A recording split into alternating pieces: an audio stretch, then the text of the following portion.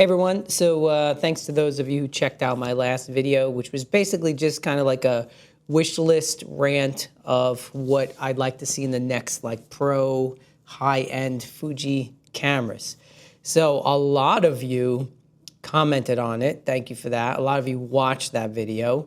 So I figured let me jump on and I'm just gonna go over like some of the most requested things from the comments section.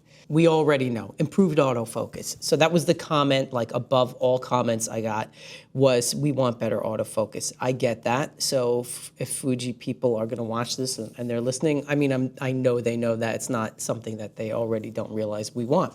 So improved autofocus was the #1 comment that I got. The second comment that I got from a lot of people, which I was a little surprised by, but it makes perfect sense, is a small camera body, but weather sealed. So I thought that was pretty interesting too. A lot of you want your smaller camera bodies, but you want them to be weather sealed. And I understand that for sure. Especially if it's something that you just take with you and do street photography or you travel a lot, definitely makes sense. What else? Another thing that a lot of you had weighed in on was the firmware updates, which used to be always so great. And then like last year, kind of became a big kind of a mess, as we know. So the last firmware update that I did for the X-T5, everything seems to work fine with the camera. I don't know where everyone else is at that, but some of you also weighed in on that, said since that last firmware update, you've had better results, specifically with autofocus. But better, more reliable firmware updates is something that a lot of you weighed in on. I love this one because I totally get it. You'll never get this from Fuji, but a lot of you asked for a photography first camera with absolutely no video included. And I think that's awesome. I'm right with you folks who are on board with that. Like, if you wanted to be photography first, just ditch the video altogether. But there's never gonna do that. So that's a pipe dream, but a very cool one. I can get on board with that. Better battery life. Now, this is an interesting one too. I think it depends on the camera that you're using, because if you're using an X-T5 or an X-T4, it has the larger capacity battery, and then some of the newer cameras too have that larger battery. I get good battery life out of that, especially in the 5. I haven't had any main issues with it. But I think even with the smaller cameras, with the smaller battery, let me know in the comments, like if you have the newer version of the smaller battery, does it last a long time? I know that the older one didn't really last that long. All right. Regarding batteries, people want a battery grip. I think I may have mentioned this in the last video because I want this too. Like, give us a grip for the X-T6. Just bring it back. It's not going to hurt the XH2 or 3 or whatever series. We just want a grip. Give us the option. Couple of batteries, that would be great. But a lot of you weighed in on that. What else? Better build quality. When it comes to the XT, whatever, 6 probably will be. And I'm on board for that as well. I have the silver version, which I bought at the time when I bought it. I only bought the silver because it was the only one available, and I needed and wanted it. I didn't want to wait. And I also have a black X-T4. However, if I had to do all over again, I would have certainly bought the black because it's more discreet. It's better for if you're doing a lot of street photography, or it sticks out less even when I go on, if I take it to any kind of professional photo shoot I do. You know, the silver sticks out a little bit more, and I don't really need that. Oops, sorry, I kicked my tripod there. So that is something that a lot of you weighed in on. I mentioned in the last video too that I played with the XE5, and it's really felt like, just for a few minutes at the B&H Build Expo, felt really, really good, like the build quality and everything. So hopefully we'll get that. What else?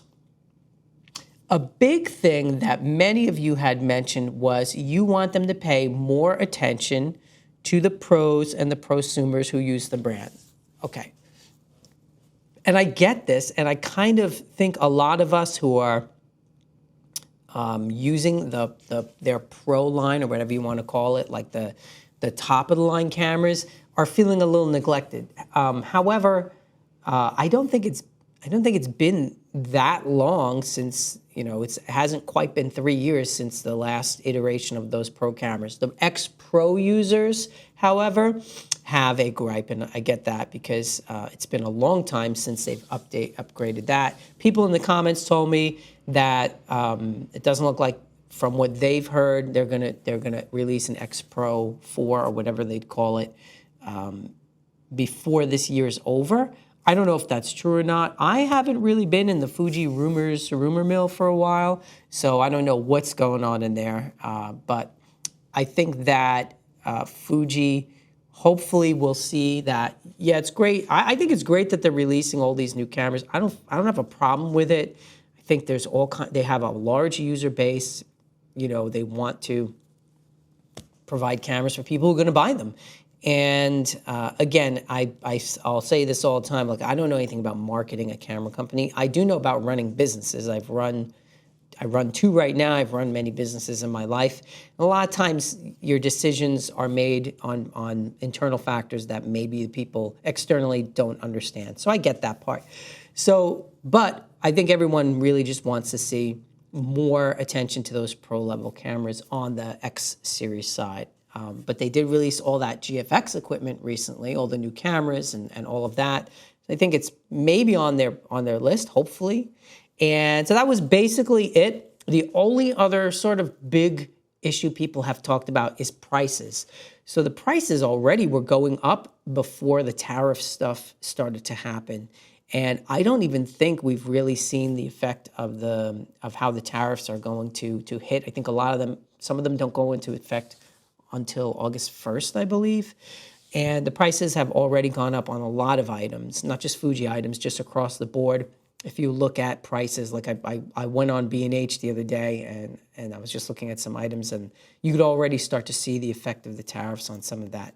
So we'll see what the prices are. And that was the other thing. So that was mainly what you guys commented on. Again, thanks everyone for watching. I always joke that, I'll spend like 2 or 3 weeks on a video, like holding photo shoots, arranging like all these images and putting it together, and then like barely anyone watches it. But if I just hit record and rant for a few minutes, it seems like those videos get the most views. So I'll do more of those rants. If you like them, you let me know.